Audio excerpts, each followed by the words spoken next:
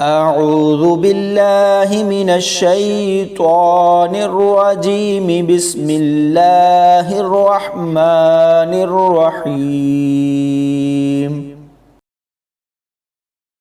أو ما كان ميتا فأحييناه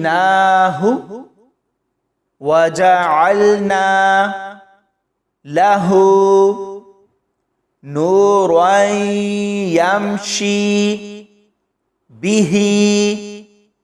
في الناس كمن مثله في الظلمات ليس بخارج منها كذلك زين للكافرين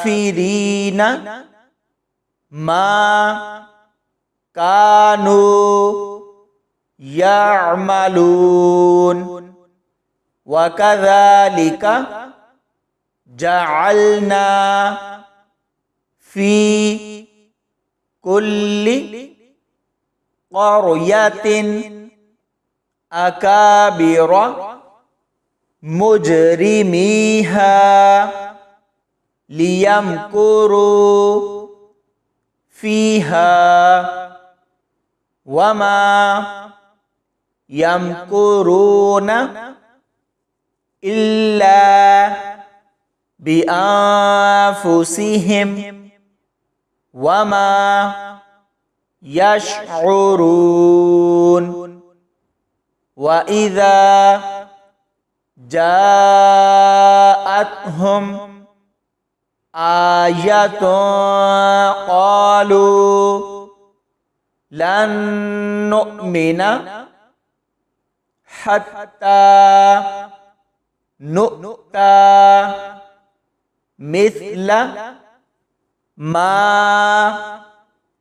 أوتي رسل الله الله أعلم حيث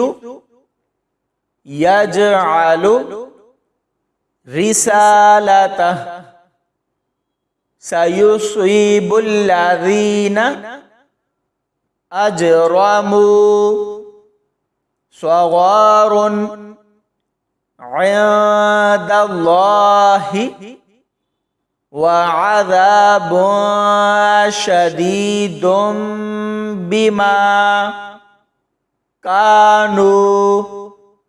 يمكرون فمن يرد الله أن يهديه يشرح صدره للإسلام ومن يرد أن يضله يجعل صدره ضيقا حرجا كأنما يصعد في السماء كذلك يجعل الله الرجس على الذين لا يؤمنون وهذا صراط ربك مستقيما قد فصلنا الآيات لقوم يذكرون لهم دار السلام عند ربهم وهو وليهم بما كانوا يعملون ويوم يحشرهم جميعا يا معشر الجن قد استكثرتم من الإنس وقال أولياؤهم من الإنس ربنا استمتع بعضنا ببعض وبلغنا أجلنا الذي أجلت لنا قال النار مثواكم خالدين فيها إلا ما شاء الله إن ربك حكيم عليم وكذلك نولي بعض الظالمين بعضا بما كانوا يكسبون يا معشر الجن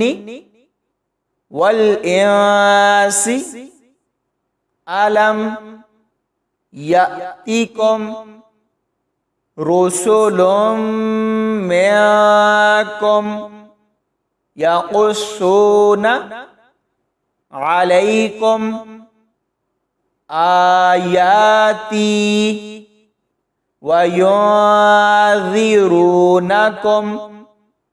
لقاء